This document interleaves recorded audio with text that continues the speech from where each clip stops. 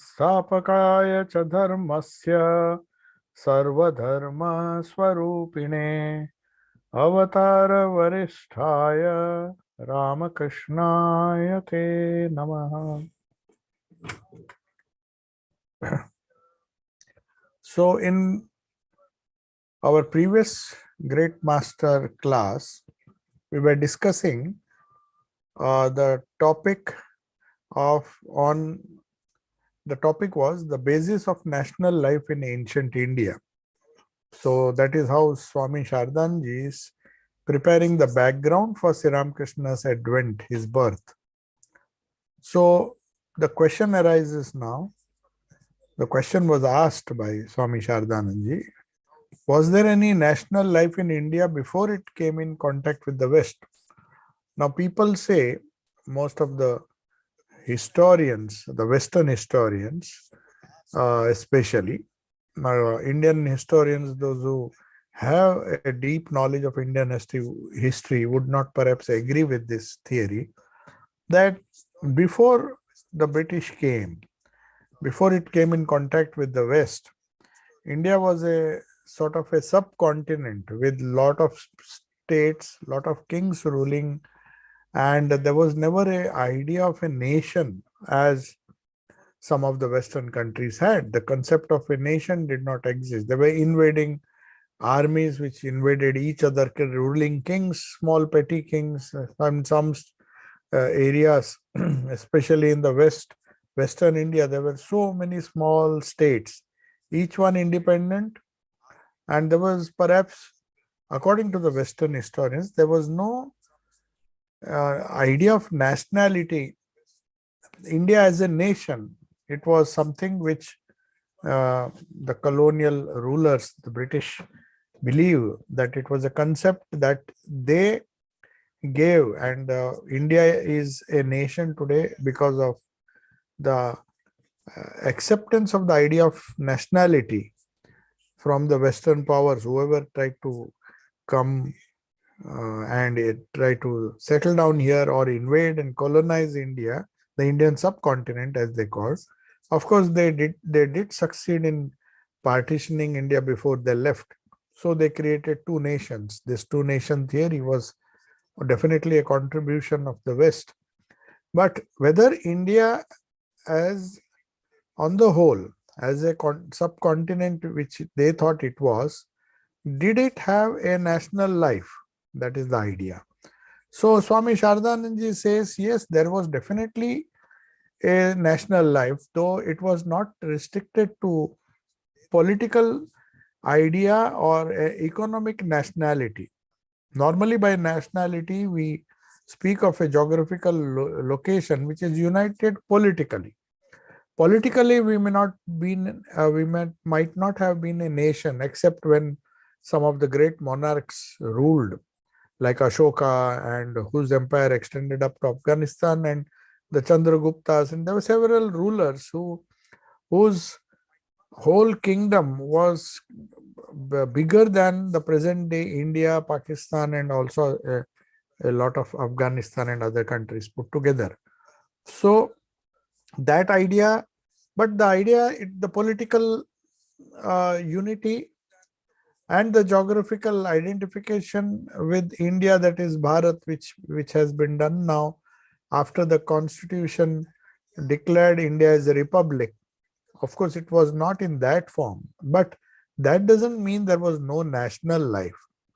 Right from Kashmir to Kanyakumari, and from you may say Assam to the extreme west of the subcontinent, that which went up to Afghanistan, though there were invasions from other cultures, but there was a cultural unity in spite of the diversity, in spite of the influx of uh, the different foreign powers, and along with the different religions, there was a kind of cultural unity which Swami Shardanji says, which was never lost. So as we discussed last time, the Ganges, the Gayatri, the Gita, and the Go, that is cow, they were all revered by Hindus alike, by the followers of the Indian culture or the Hindu culture, whether it was from a person from the north or the south.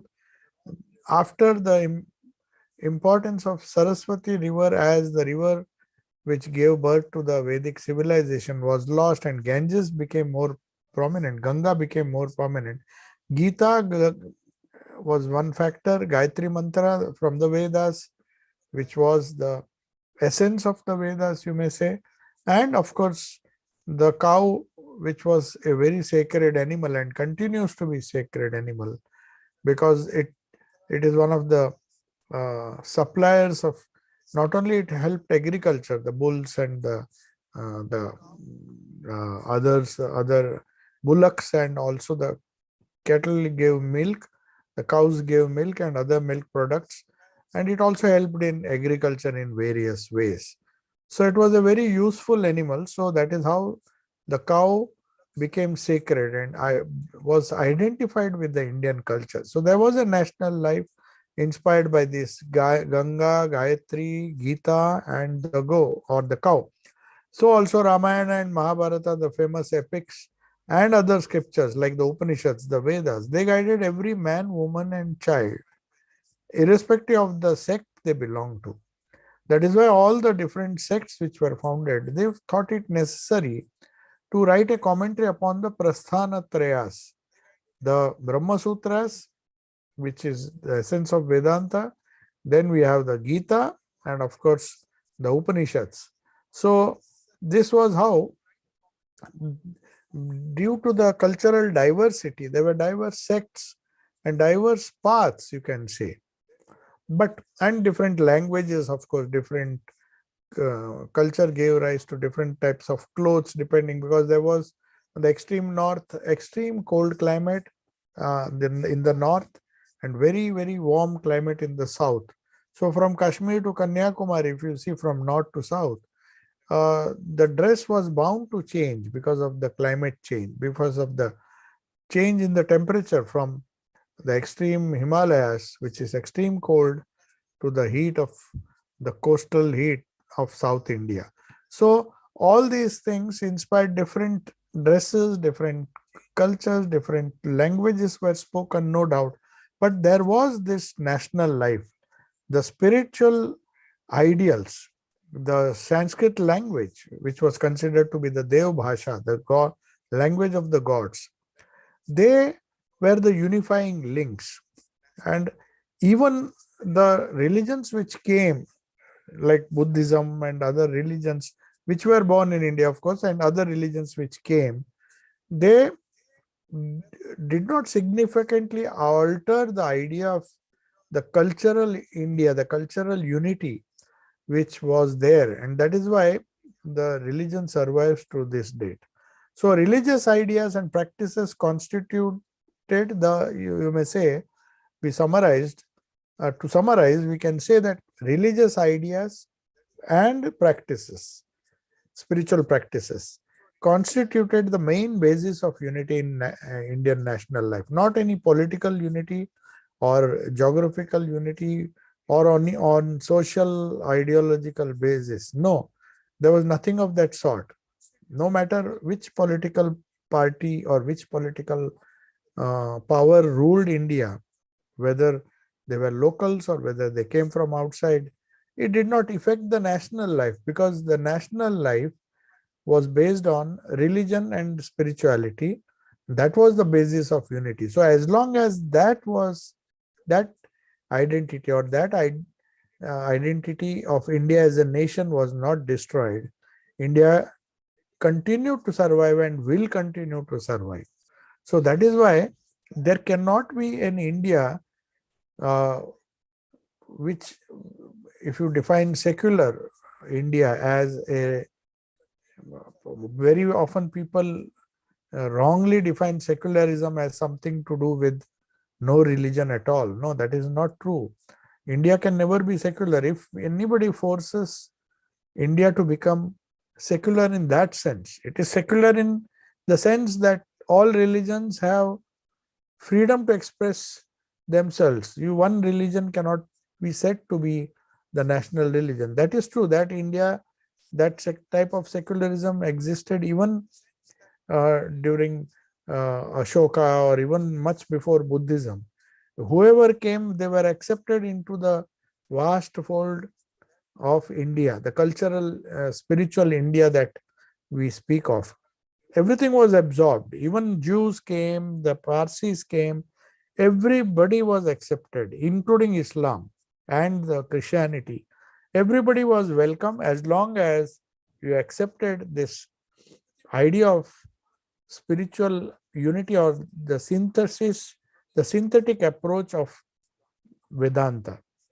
So, if you accept religion as pure spirituality and make that a basis of unity, then just as we allowed so many sects within Hinduism to prosper, the national life in India was not, and will not be affected if other religious ideas, because they will be considered as different sects within the same vast eternal religion which was known as Sanatana Dharma. So as long as that spiritual core was intact, there was a national unity, and there will continue to be a national unity. So what was the feature of this spiritual unity which gave us the national identity? So, with religion as its basis, with spirituality, the spiritual core as its basis, Indian society, if you see, Swami Sardanji says, has never struggled for external glory or sense pleasure. See, the external glory is important if you believe that the sense world that you experience is all in our life. If we think the sense pleasures and the external world is all in all, then the question of political power, wealth, economy, everything comes.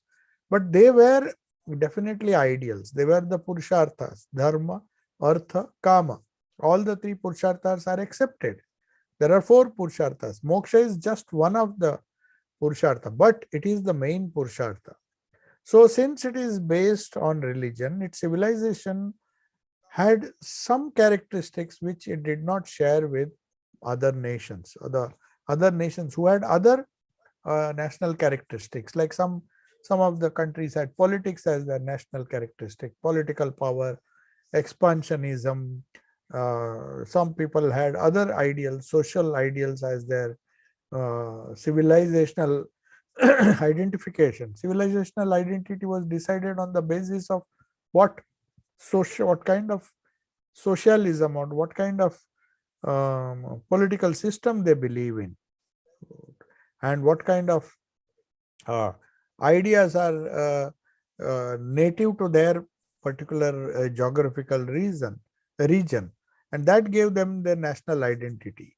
But in India, as it was in the past, it continues to the present day, and India will survive if it continues in this search, was the national life was constituted in a unique way. As, to put it briefly, self-control was the life force of this civilization, not expressing the self through the senses. That was never the renunciation and service were our national ideals. Whatever external activity, if at all it had to be done, it had to be done in the spirit of service, so that ultimately it leads to moksha, which is the moksha or spiritual freedom, which is the goal of all human life. So the self-control becomes a very great moral force. Without self-control, you cannot imagine that a person can be spiritual. So India taught each and every individual, as far as possible, the social and the political system was designed. Later on, of course, it got diluted, but the idea was that every individual and member of society had to regulate. All of them collectively and individually had to regulate their lives with self-control, so that selfishness or self-aggrandizement does not become the motive force. The desire, artha and kama were there, desire for wealth and all those things, but the desire for wealth was for distribution, or you channelizing that wealth, or channelizing that the desires one had for the welfare of society. That was being taught. That self-control is necessary. Otherwise, if you do it, uh, the idea is that the purpose of enjoyment, the like Ishopanishad, Isha Vasyam Idam Sarvam Yat Kincha Jagatam Jagat Tena Tyaktena Bunjita. So it is something which is unheard of in most of the cultures, that the purpose of enjoyment is to renounce it ultimately. Tena Tyaktena Bunjita. It appears to be rather weird, or for a modern agnostic or a person who is trained in the Western ways of thinking. How can you enjoy something with the idea that you have to renounce it ultimately?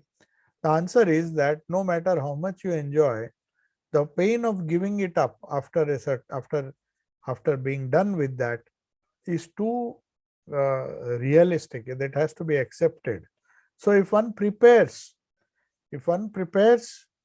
to be unattached, while even while one enjoys the so-called material, the sense objects of sense pleasures, even then it was regulated by the ideal of moksha. First it was regulated by dharma. Artha and kama were perfect, were okay for people who ran after them, who had desires. Kama means desire, and artha means the desire for wealth, the greed. So artha or money, that was necessary, wealth was necessary, everything was necessary if it is acquired in a legitimate way through dharma, and if ultimately we are prepared at certain stage of life. The different ashramas, the brahmacharya ashrama, the grihastha ashrama, the vanaprastha, slow withdrawal, and finally fully renouncing it by sannyasa ashrama. So all these four were graded things, graded stages in a human life. And the purpose of enjoyment, even if one had a desire to enjoy, was to renounce it ultimately at some stage of your life. And all the lessons in this life that we learn right from childhood are preparations for the next, for our future. Not only the future old age, but also the lives to come. Because we carry the baggage. The karma theory told us, told Buddhists, told the Jains, whoever belonged to this culture, that you carry the baggage of karma. It's not exhausted in this life. Whatever you sow, you have to reap. That is what Buddha said. Be careful what you sow, because you will have to ultimately reap it. So all these exercises in religion, exercises in spirituality is not only for this life, not only for old age, to provide for some kind of security, uh, some kind of peace in the old age. It's not just that is not just the motive, but all the lessons that we learn in this life are preparations for the next life, or the next birth, because we will be carrying our karma. So we have to be careful what we pack, what baggage we carry for the next life. So Indians always reminded themselves. India was supposed to remind themselves. The society was designed in such a way that Indians always reminded themselves through its festivals, through its songs, through its cultural, through different literature, both in Sanskrit as well as the vernacular. The goal was, it was always a reminder to the highest ideal of moksha. And this was the national life. At every stage of their life, individual lives as well as collective lives, national lives, the highest ideal was kept in sight. That was never lost sight of. And every human being was guided. That is why we have the caste or class system, which did not create conflict when it was originally conceived. It's not that it is, so now it has been degraded, the class system or the caste system. Just as we have a class system in all countries. No country can say that they have absolutely no caste or class. They may not have caste based on birth, but they have a class system where you belong to an aristocratic family or you become a common man. Then there are categories. You don't mix with everybody. That the caste may not be there, but class is there. But the original idea of caste was that at different stages of these four purusharthas, some people are very keen to get moksha in this life. So if that is the case, then they have to renounce more than the other three castes. They're not supposed to indulge in pleasures. So a Brahmin caste was conceived where people had to be austere.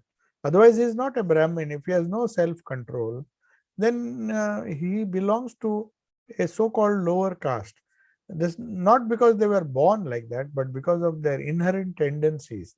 The tendency to renounce, the tendency to acquire higher knowledge, the tendency to uh, uh, adopt or accept voluntarily some kind of frugality or poverty.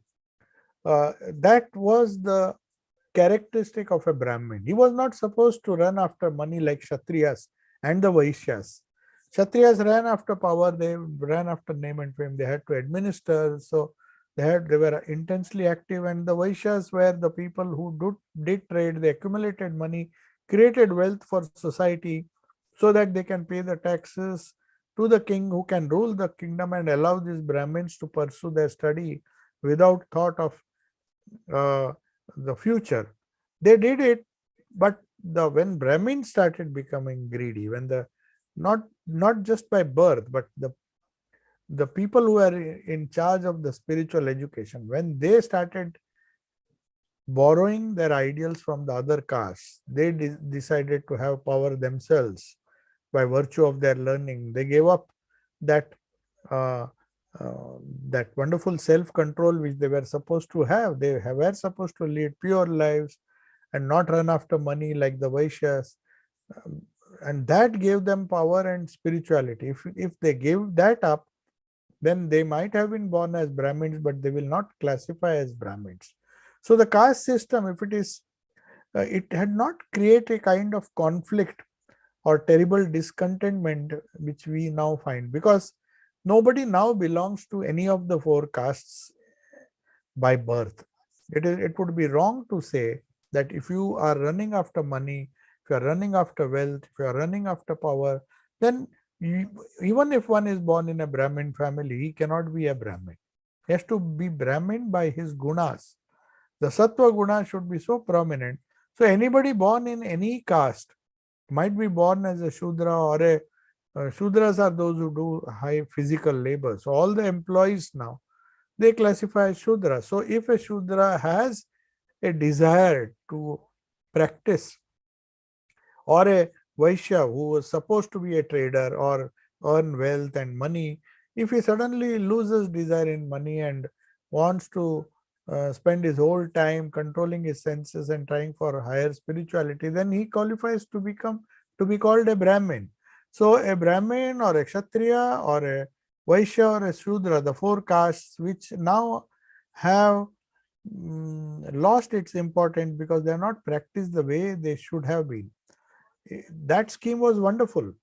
You cannot become a Brahmin unless you renounce the sense pleasure and you control the self. If you did not have self control, so how can you be a Brahmin if you are running after money? So that is how the social system was regulated, so that the highest ideal moksha became practical to people who really behaved or really lived as Brahmins. Brahma, one who goes towards Brahma or towards moksha, is known as a Brahmin, not by birth. If a Kshatriya develops those qualities, if a ruler like Buddha did, Buddha, you can call Buddha a Brahmin by caste, though he might have been born in a Kshatriya family, because his goal was nirvana, which is mukti, moksha. That Purushartha, the mukti, the Purushartha of dharma, artha, kama, and moksha is prominent, then he is a Brahmin. If dharma is prominent, then he is a Kshatriya, because it is Kshatriya's dharma to maintain a order in society. And if artha is prominent, then he is qualified to be called a Vaishya, because he is creating wealth and job opportunities for all, for the king as well as for the Shudra. Shudra is nothing but a person who actually works in the who actually does work, whether it is in a factory, He may be an executive, but still, if he's doing some work for some salary, then all those people come under the category of Shudra, not by being born as a Shudra. And that there's nothing wrong. If you seek employment, if you are happy with the job, if you are working, your whole life is spent in looking for a, I mean, in working as a paid worker, then what is wrong in calling yourself a Shudra? So that is the idea. So all the different professions were categorized depending on dharma, artha, kama. If you have a lot of desires to earn money, to build up your own house, then of course, what is wrong in working hard for it? So if artha becomes prominent, if kama becomes prominent, you belong to one particular caste. But if moksha becomes prominent, then and then only, irrespective of which caste you are born in, you are classified to be called a Brahmin, one who has um, Brahmana means one who goes towards Brahman, who has the highest ideal in front of him. For that, he has to make a tremendous sacrifice. So, our national life was divided into this caste system, which has not, it has lost its relevance these days, because now no longer even the Brahmins take up employment, the Kshatriyas take up employment, there are some people in administration. It becomes so complex now to divide. So just by birth, one should not follow the caste system because one is born into a particular caste. He can never, his guna and karma will determine the caste for him. That is what the Gita says. Gita very clearly says, guna karma vibhagayo, this caste system was created by the Lord himself, depending on the guna and the karma of the individual, not by his birth. So that's why Vishwamitra, though he was a Kshatriya, became a great Rishi, became a great Brahmin. So there's nothing wrong.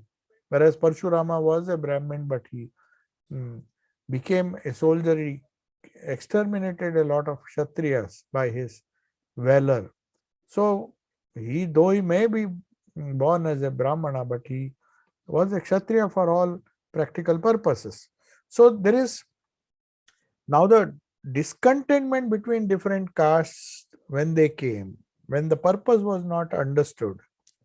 If a person says, I am fine, I want to earn money, I prefer to be a Vaishya, or I enjoy power, I like to rule, I like to do all sorts of administrative work, then I am a Kshatriya, fine. The problem arose when there was this disparity of material enjoyment between the classes. So, in the Western society, not in the caste system, but in the class system in the West, the aristocratic class, there is a difference in material enjoyment of the rich and the have-nots. So that caused conflict and all the communism and other isms, socialism, where people thought, why should some people get all the benefit? The material enjoyment should be shared equally, or at least there should not be so much of disparity. You work hard, you earn money, that is fine, but just because you inherit some wealth. So this class differences caused conflict in Western society. So similarly in India, this in some way or the other, we borrowed these ideas from the West. We say we belong to a royal family, had exclusive privileges, and when the privileges started, when that inequality increased, then there was conflict between castes, and that is natural. Wherever there is, if the privileges are taken away from some particular class or caste, then conflict occurs. But in India, it did not occur, the class conflict did not occur so much as it happened in the West, because each individual has an equal right to the highest goal of life, that is moksha. So the Brahmin did not mind if he was poor, because his goal was not artha and kama. He said, my goal is moksha, so let people who want wealth be happy with their wealth. I have understood, I know what is good for me, so I am just following the path of Brahman. So they didn't have any conflict with the rich Rajas or the rich Vaishyas.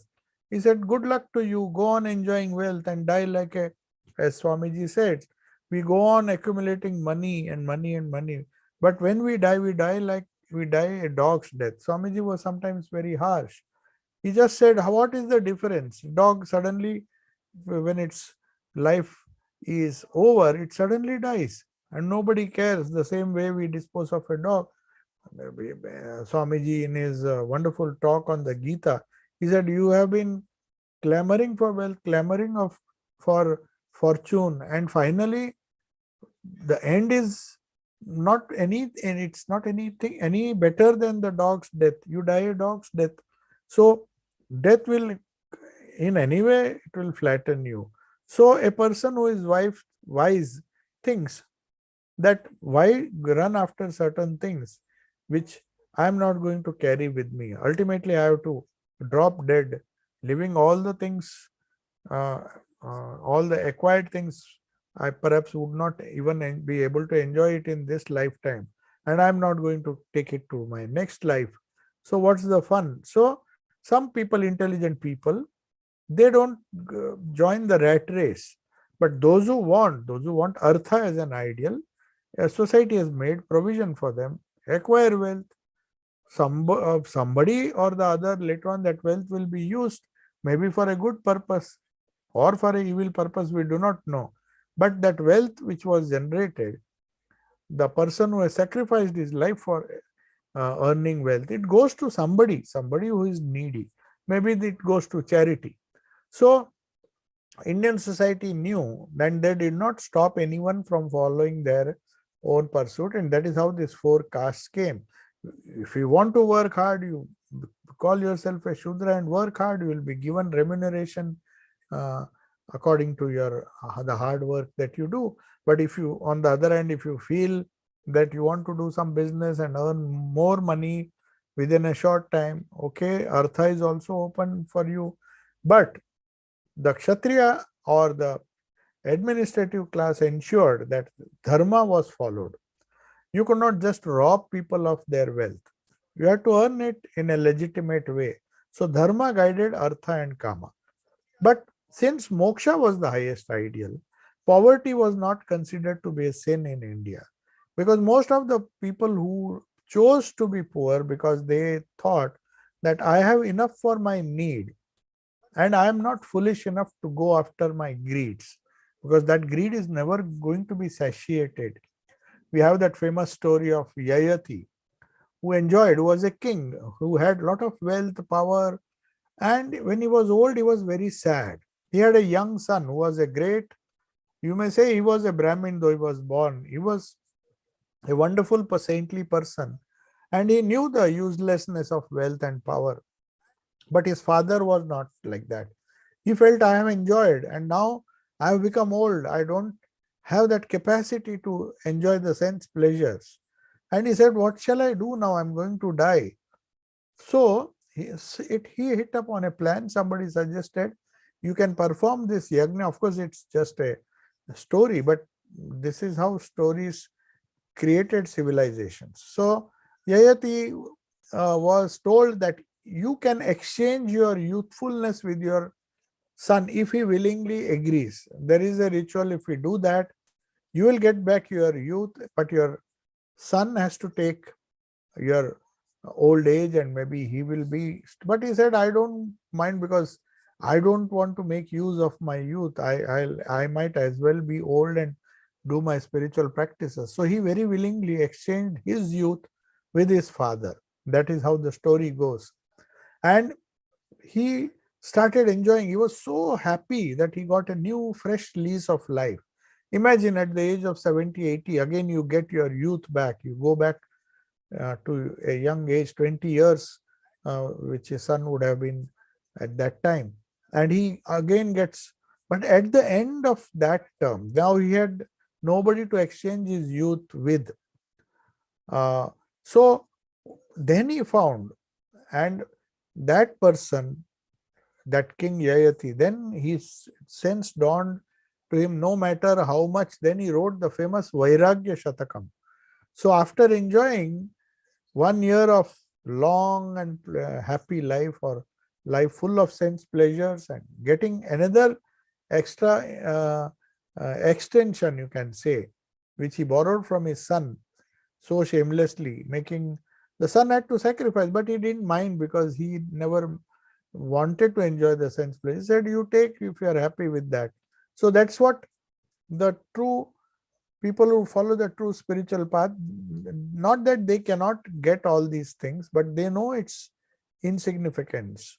So they enjoy only to renounce. That is what is meant by Isha Vasyam Idam Sarvam Yatkincha Jagatyam Jagat. Whatever exists in this world, enjoy it, but at the same time, Tena Tyaktena, through renunciation, you enjoy it. That is what it means. But the king understood it, Yayati understood it much later. But when he understood it, he wrote that famous Vairagya Shatakam. He says all the while, like the sense pleasures were like a big fire. And by exchanging my age with my son and getting his youth again, what I did was I put more ghee into the fire, more oil into the fire, and it started burning more and it started consuming me. That's the only thing that has happened. I just extended, uh, thinking that it will give me pleasure, but actually it burnt me more. So that vairagya came to him. That desire for moksha comes only when you are world weary. So that is the highest characteristic of ancient Indian national life. So that is how Swami Sardanji says this was a typical characteristic of our national life, that the highest people were they who aspired for moksha. So having reviewed the characteristics of ancient Indian life, now Sardanji says, let us review the changes in this national life which emerged after we came in contact with the Western ideas and Western ideals of pleasure seeking, of materialism. So the next point he discusses, the ninth point, that is the Western conquest of India and its result. So what happened? What happened to the ancient Indian ideals? Did it die away or was it impacted? In what way was it impacted? It created an impact. So after the Western conquest of India, especially by the British, no doubt the Dutch and the Portuguese and also the French tried their hand and tried to conquer, but ultimately it is the British that won. So the Western civilization, the ideas which came from the Western civilization had their own impact and they influenced Indian society, no doubt. But the way what kind of impact they created, Swami Sardanji is discussing now. So he says when the Western powers, they fought with each other first, and finally Britain won the war, and then the others were given some small pieces of land like Goa, Pondicherry and all the French colonies and the small Portuguese colony where all the Dutch were driven out. So anyway, when the Western ideas were very systematically, after the British East India Company and the colonial power settled down, the first thing they did was they tried to spread the Western ideas, because they knew through political power you cannot control a nation. You can control if you change the mindsets, you make changes in the education system itself. That is what Lord Macaulay did. He said, if I manage to convince the youths, the younger children and the youths, that your national life is of no use. You talk of moksha, that cannot be the highest ideal. See how glorious we are. That's why we have conquered you. So just follow our materialistic ideas, and these are the ideals that you should follow. So these remarkable changes were possible only through a new system of education which they introduced. And of course, the younger Indians, the younger generation, they fell for it. They were amazed by the outer glory and glitter of the materialistic West. They saw, oh, how powerful these people are. So the there was a remarkable change when they saw the glory of wealth, the power of artha, not dharma. Dharma was not followed. Otherwise, if artha were to be properly used, wealth, as it was done by Ashoka and all the great kings, then India would have prospered. But because artha was created and not followed by dharma, dharma means righteousness. Obviously, the people who came to rule, they did not follow any rules. If they had followed the moral values, then they would have ascertained that it, most of the colonial people came to just make themselves wealthy. You cannot blame them, because that is how this political power spreads. All the great nations which were built, they were built upon the wealth of other people. The Romans conquered, and the idea of conquest was to grab the wealth and make your nation prosperous. So that was the idea or the motive that was guiding the Western powers. So the West did not stop with changing only this aspect of national life. If they had just focused on creating wealth, taking wealth away, which they did in billions and trillions, I think they have uh, uh, generated wealth and taken it away, and they themselves became wealthy, the colonial powers. They have done it in every country they have colonized. That's nothing new. They came to explore whether they can become wealthier, because that was the goal of Western life, to generate wealth. So they were not bothered about distribution, equitable distribution of wealth. They said, as long as it makes us rich, there's no harm in conquering any number of nations. So the West not only brought a radical change in the distribution of wealth and imposing these materialistic ideas, but they brought some fundamental changes in the ideals. Radical change by influencing the fundamental ideals of spirituality which had guided the individual and national lives, collective life in India. From time immemorial, we were following a particular trend, and the Western culture, the Western education that was imposed upon the colonial subjects, they were taught that the purpose of enjoyment or pleasure seeking or creating wealth is not to renounce it ultimately. You are mistaken. All the while you have been following the wrong ideal. And they said it was invented by some Vedic priests to advance their own self-interest, and they gave you some belief in afterlife and the Atman, the idea of Atman, Brahman, there's all, it is poetic. These Vedas were written by simple shepherds who were wandering in the fields. It was a kind of poetic fancy. And with that kind of poetic fancy, they have brainwashed you and given you all these ideals of heaven, or ideals of moksha and Atman and a belief in afterlife. Nothing is there. There is only this world for you to enjoy. And Indian youngsters and the youth fell for it. When the British rule was at its height, the Western system of education was imposed, so to say. The schools and the old religious, spiritual education was totally stopped. Gradually, it was removed from the syllabus, and whatever uh, whatever status they had, and they even started exploiting some of the weaknesses which like the caste system was being interpreted in the wrong way. The Brahmins and all, they were misusing their privileges. So they came and told, and the youths believed, yes, it is a bad system. It is an unjust and irrational system. And there were other real problems which had crept in Indian national life and made spirituality was its victim.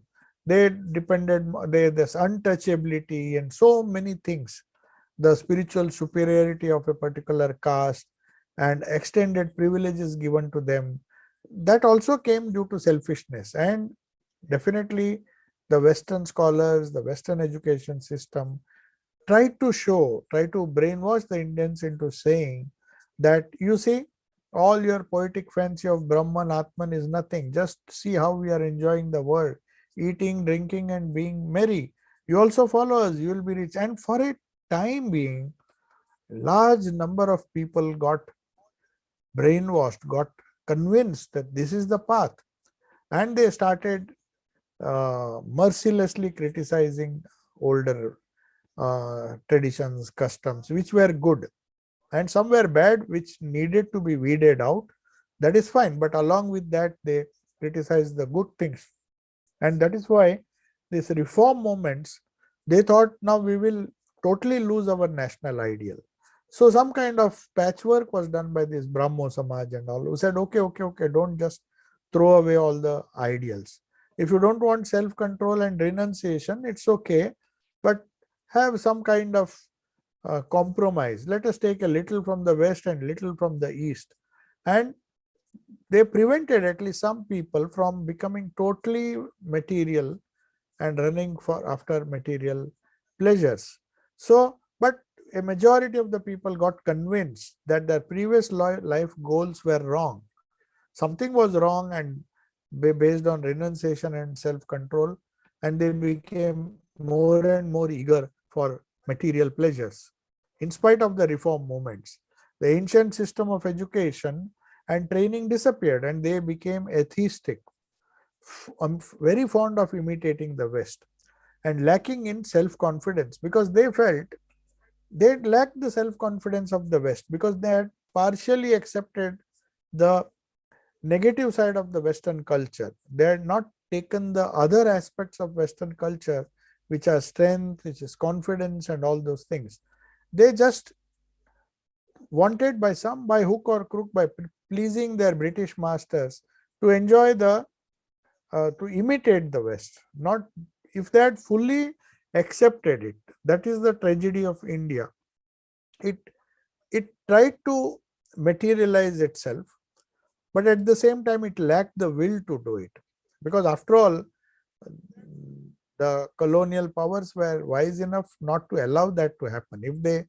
If they allow the subject race, whether it was India or Africa or everywhere, colonial people always wanted them, always denied the subjects the right type of education which would make them as powerful as the Westerners. The confidence, if it comes, then they'll be confident enough to throw us out. So they wanted the subject race to take the negative side, which would make them weak, of the Western pleasure-seeking attitude, push them further down into poverty. And as a result, Swami Shardanji says, the whole race became weak as worms.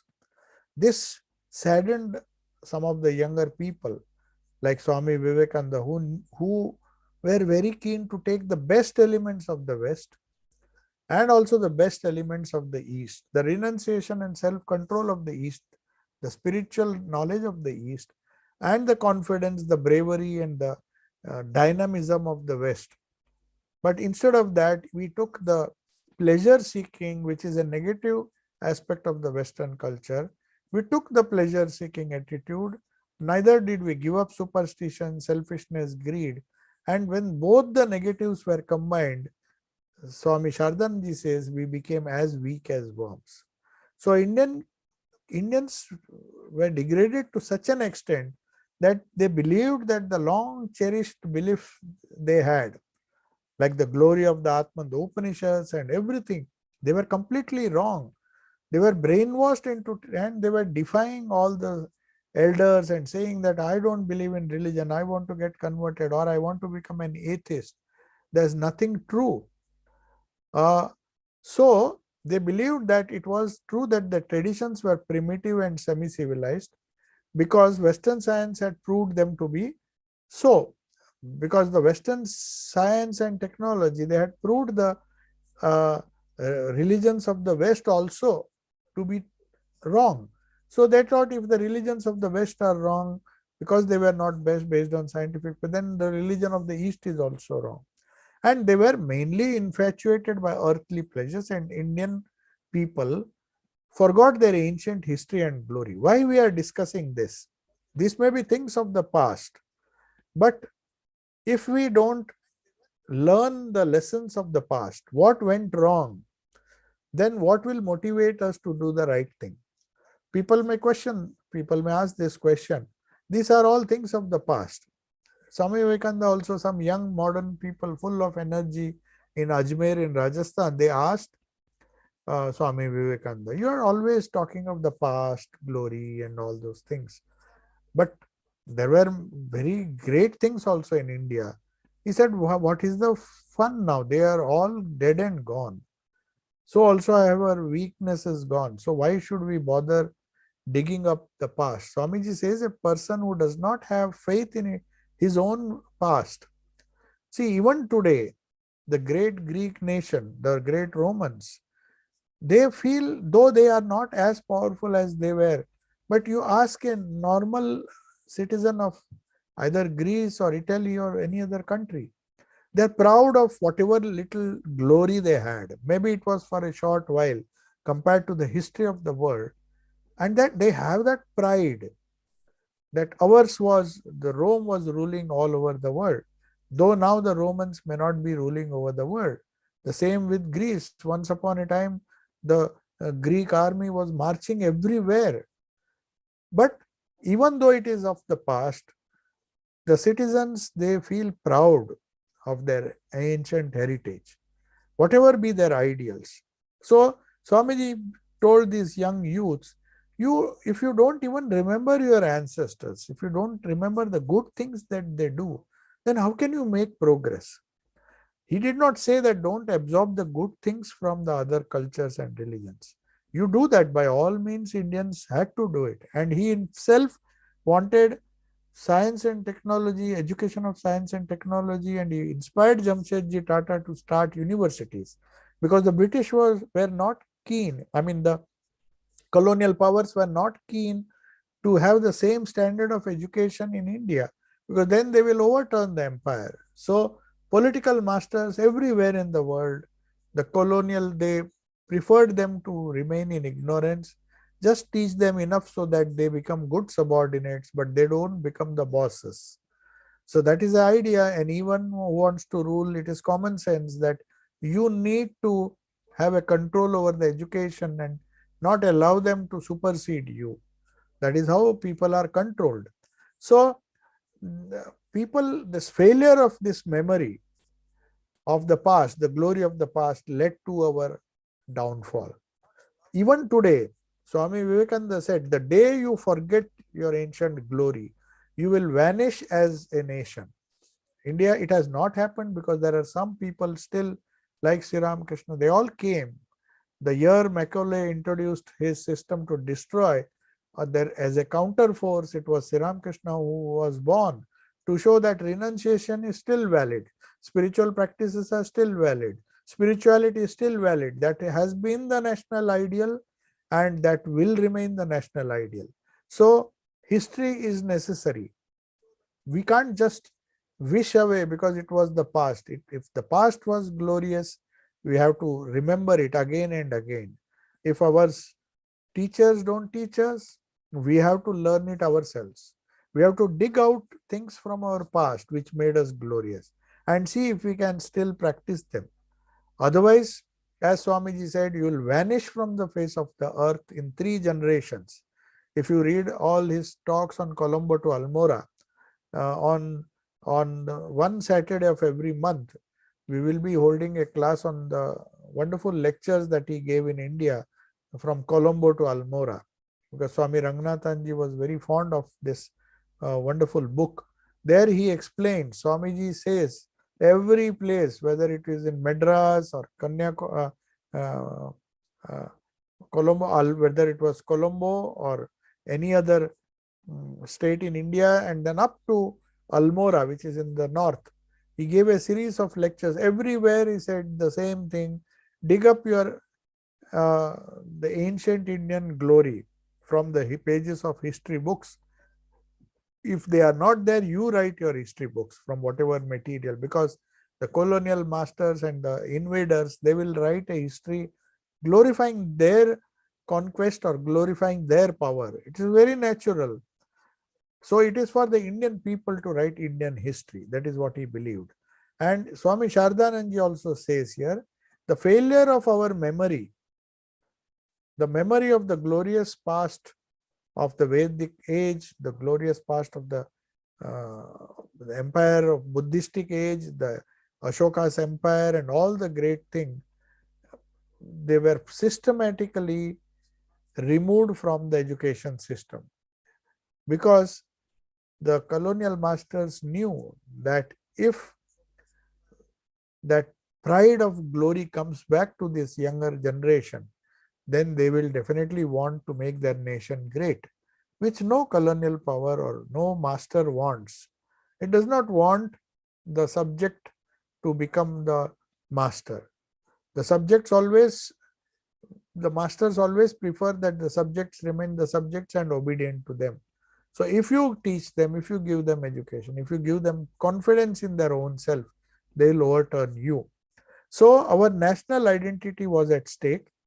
So we had a feeling that we have to depend on other nations.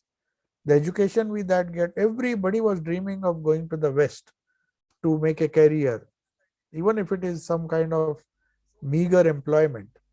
So they realized that we have to depend on other nations even for our worldly enjoyment. So selfishly they completely became frustrated. And Swami Shardanji says something very significant. He says, we, in trying to imitate the West, we lost our bhoga. We actually wanted sense pleasures, but we were not allowed to do so. We were given a menial job. So we lost bhoga and also yoga. At least if you had yoga, or at least you had the treasure of spirituality intact, then we would have survived. But Swami Shardanji says that phase was so critical in Indian history that Indians not only lost the great spirituality they had, apparently he was talking of the common people, but there were religious revivals going on in the background. But apparently it appeared that not only our yoga has gone, but our bhoga also, which we thought we would gain by imitating the West. But the West was not going to give so easily. They were not going to give their secrets of how to earn wealth. So Swami Shardanji ends by a beautiful line. He says, imitating others, imitating the Western civilizations, obviously, and buffeted by waves of worldly, buffeted with so many waves of worldly desires. India in that age, now he's preparing the background why Sri Ramakrishna had to come, how he rescued India from this precarious condition. Our condition, I mean the Indian condition, the Indian subcontinent as it was then, the condition was that it was drifting like a boat aimlessly. Nobody was there to steer it. There was no leader, no great avatara. Of course, all these things Swami Shardanji wants to say, that for a revival, a great spiritual force was necessary. He brought along with him some other people who influenced a lot of other people, got back that self-confidence, and that sowed the seeds of future national revival. So that is the idea. Now Swami Shardanji is driving at that. Why is giving such an elaborate giving us an elaborate discussion on what was the condition in the past? It may not be true now, but we have to remember history. These facts of history are to be remembered if we don't want to make the same mistake now. The question now arises that in the present context, has India learned her lessons? We became independent from colonial powers as a result of this influx of national self-confidence, revival of its spiritual values. But after independence, have we kept that intact? Otherwise, we stand the risk of for another cultural invasion, if not a political invasion. We may remain a nation, but a nation can be invaded culturally also. You can impose a foreign culture on an Indian culture. So Swami Vivekananda gave this warning. Suppose for some reason you discard spirituality as your ideal. He wrote some beautiful sentences. What are the three things that might happen? Suppose you give up spirituality, thinking it is of no use as our national ideal, though it has made us survive for 5,000 years in spite of all the political rule. He says, for a moment, let us think what will happen if you give up this spirituality, give up your national ideal of renunciation and service, and borrow foreign ideas. Then, or maybe give up that. Then what will happen? He says the first danger is that we will be politically conquered. In the worst scenario, then that means you will not only lose the national identity, but you will also lose your cultural. Second thing is that the religious ideals will be replaced by a cultural ideal. Though we may not be politically uh, conquered, we may still remain an independent nation with different values. That is the second danger. First, the three dangers he pointed out, you see, they don't seem imminent now. India is becoming slowly powerful thanks to the revival he brought about and with the other people who are trying to revive the spirituality. But if we don't do it, the warning that he gave still stands, that you will be politically dominated. That is the first case scenario. Then, or you may be culturally dominated, though you are politically free. Or the worst case would be that you would be both culturally as well as politically dominated. So that was the condition when Sriram, but this was not to happen. This was not to happen. On a positive note, Swami Shardanji says, with all these things, in the very same year when Macaulay's system of education, the 1836, in the very same year, Sri Ramakrishna was born. When there were preparations made to culturally, not only politically, but culturally conquer, because the only way to keep your political domination, which every colonial power did, it is not just England, it's all the French, the European nations who had become great by believing in their national culture. They and we became weak because we forgot our national culture, which was spirituality. And when that came down, the risks which Swamiji said would happen, those happened. First, we were politically conquered. Slowly, in the name of trade, they came, and slowly we did not even realize how we were politically conquered and subject. Before that also there were conquests, but they were not so harmful because culturally we were still alive. Then when the cultural conflict or the cultural conquest began, then there was a reaction, and then appeared Sri Ramakrishna, who as a challenge to the spiritual conquest or the cultural conquest of India, he stood up. And that fascinating story is what we will be discussing in the Great Master. So I'll take your leave. I'll just see if there are a few questions. Yeah. Would Indians have been more spiritual today if British Raj had not derailed India's spirituality from its path? Of course, we can't change the path, but did Swami Vivekananda have ideas from bringing Indian spirituality back on track? If yes, you could shed. Yeah, we will. Uh, as you have asked, we cannot say this. This is a hypothetical situation. If the British Raj, it's not just the British Raj or the colonial rule for 200 years. Before that, 700 years of Mughal rule was there. There were conquests from outside. Always we had that danger because we neglected the material side. There should have been balance. Dharma, Artha and Kama has to be balanced by the moksha ideal. If moksha becomes predominant, then you stand a chance that the dharma, artha, the wealth of the other people who come and conquer you, the desire, the kama, and these three legitimate desires which make a nation strong, at least in the gross sense, you stand a risk of being attacked and being dominated physically. But political domination will never harm the spiritual as long as you hold on to the spirituality. But when India gave up the spirituality, so whether the British Raj came or the Mughals came, it did not impact. Even during the Mughal rule, there were great saints like Mirabai and all who were always there. Tukaram was there, the Shivaji was there. There were so many good things going on in India at that time. Religion had not died. Only when the cultural conquest began, then Sri Ramakrishna had to come. So we can't change the path naturally. We can't change the past, I know, but we can change the future. But to know the future, we should know what are the mistakes we did in the past and not repeat those mistakes. So that is what Swami Vivekananda's ideas are. We will be discussing it at least on one Saturday at 3 o'clock. On one Saturday, maybe the last Saturday of every month, we will try and discuss this on, take some lectures which are exclusively dealing with this theme, that is the lectures from Colombo to Almora. So it is not just the Indian spirituality, it's not a nationalistic movement. It's not to make the nation prosperous again is the only goal.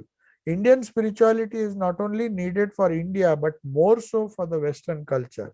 So India has to save its spirituality. Of course, it is doing it. Swami Vivekananda and Sri Ramakrishna came only for that. But it is not only the saving of spirituality in India so that it can become prosperous again. No, India has a bigger role to play to save spirituality and see that these ideas help other countries also. India never had the idea of political domination over other countries, or domination, the domination by material powers or the wealth, though it is necessary to generate wealth for the common people so that they can practice spirituality fearlessly without any worry. We have to fulfill the needs of the vast population, which is also a big issue. To just prosperity for a few people will not help. Everybody has to get an opportunity to become prosperous and at least fulfill his needs, not his greed maybe. So that for that also spirituality is necessary. And after having done that, the spirituality of the East, because that is our national ideal, just as there are good Western ideals which we can imitate, the love for science, the love for perfection, the love for discipline, the love, all those things are necessary which we can get from the West, but at the same time, we have to give our contribution to the West. And an exchange of ideas between the East and the West is what Swami Vivekananda wanted. And it is definitely possible. He said that is why he had so much of hope in London. He said London is a place where there is an atmosphere where the exchange of ideas, healthy exchange of ideas can take place, especially in the West, because London was at the height of Western civilization then. So Swami Vivekananda believed that his mission to the West, as Buddha had a mission to the East, he said, I have a mission to the West as Buddha had. The mission was to not to convert people, but to share the spirituality, because conversion is defying the very idea of spreading spirituality. So even an atheist will find some food for spirituality in the East. You don't even have to be religious or classified as a religious. You can be an atheist, you can be, as long as a human being, Eastern spirituality has something to offer to the West. Whether he's a communist, whether he's an atheist, whether he's a Christian, Hindu, Muslim, belong to any religion, it doesn't matter. As long as human nature is there, human nobility is there, human divinity is there within, then Vedanta says we have something to offer to everybody. And that is what Sri Ramakrishna came for. His idea was to show that the spirit is still, just as Jesus said in his memorable words, that the spirit alone will survive. It is through spirit, God should be worshipped in spirit, and by the spirit, as spirit. So what does spirit mean? It means the subtle consciousness, the subtle truth which is within, the divinity which is within in every human being. That has to be worshipped. Whether you belong to a religious sect or a religion or a atheist, that spirit does not die. It is that inner spirit which has to be awakened. That is what Indian Vedanta says is the greatest contribution of the Upanishads and the Vedanta to the entire world, not only to India. It has helped India to survive. It can help everybody in the world to survive if it is applied in the right way without any dogmatic approach to religion. A scientific and rational approach is the only thing that is needed to save society and to not to make the mistakes of the past, both for the East and the West. India has also made a lot of mistakes. We can't blame the Western colonial powers that they ruled over us. We allowed them to rule over us because of our own selfishness, because of India's own people. Nobody can just come and rule over you. You have to allow it. So naturally, we have certain problems. Every culture, every nation, every uh, civilization has some problems. The moment they stop learning from other civilizations, if there's something good in the Eastern civilization, the Westerners have to learn it. If there is something good in Western civilization, the Eastern civilized people belong to the Eastern civilization have to learn. And that exchange of ideas, the meeting of the East and the West, is what Sri Ramakrishna was born for. And it has been defined so beautifully and put into, actually, he gave a program how to do it, a method how to do it. If we read Vivekananda, his life, his biography, you will understand that the master as I saw him, which we are discussing, and Vedanta, the science of human resources.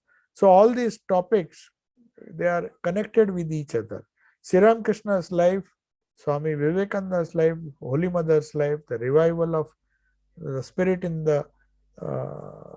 women, which will lead to gender equality and equal opportunities. So there are many things in the universal aspects of Vedanta, the human possibilities that have to be explored, which we are doing through all these classes. So I'll take your leave now. Om Shanti Shanti Shanti Hari Om Tat Sat. Sri Ramakrishna Arpanamastu.